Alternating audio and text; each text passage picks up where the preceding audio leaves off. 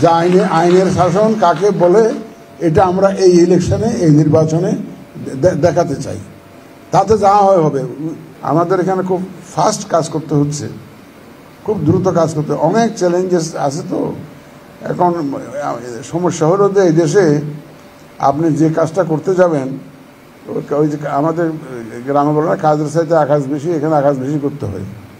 আমাদের পুলিশ তার যে নর্মাল ডিউটি ওটা করতে যাবেন না, কিনা দেখবেন যে একটা অন্য জিনিস, একটা আনইউজুয়াল একটা ঘটনা ঘটে গেল, সেটার দিকে দৌড়াতে হচ্ছে।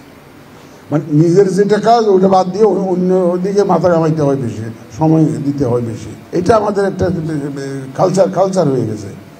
যাই হোক, আমরা সবাই মিলে এই একটা সুন্দর নির্বাচন আমাদের করতে হবে।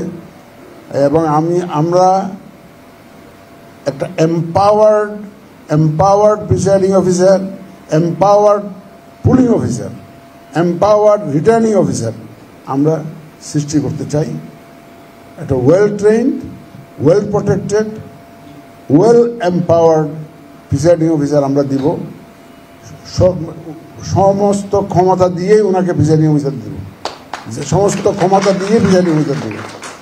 আপনি যাতে এবং আপনার যদি ক্ষমতা ব্যবহার না করেন, তাহলে এটা কিন্তু আমরা অপরাধ হিসাবে নেব।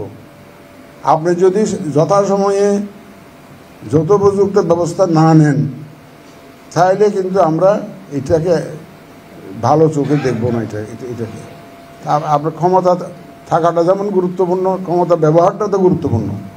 ক্ষমতা আপনাদেরকে ব্যবহার করতে হবে, সেটা আমরা চাইব যে আপনারা যে লেভেলে যার যে ক্ষমতা থাকবে এটা আপনারা ব্যবহার করবেন। Let us create an example যে ইন দিস কান্ট্রি যে আইনের শাসন কাকে বলে।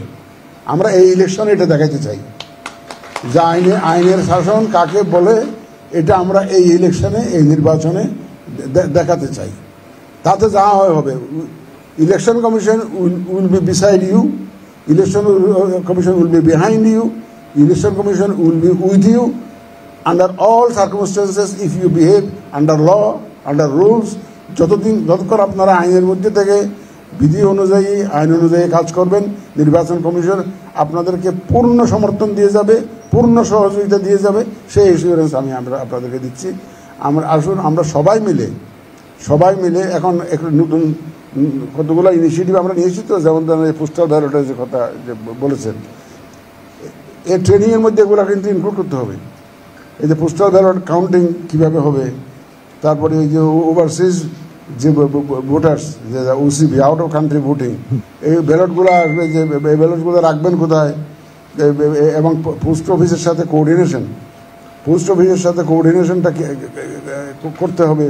তারপরে ওই যে প্রিজার্ভ করতে হবে ব্যালটগুলো কিছুদিন, তারপর কাউন্টিংয়ের জন্য আবার ওই যে প্রিজাইডিং অফিসারের কাছে পাঠাতে হবে। These are the new areas that have emerged.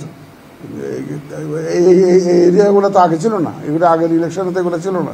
এখন এই নতুন আঙ্গিক ডাইমেনশনগুলো এসে গেছে, এগুলো আমাদের ট্রেনিংয়ের মধ্যে নিয়ে আসতে হবে।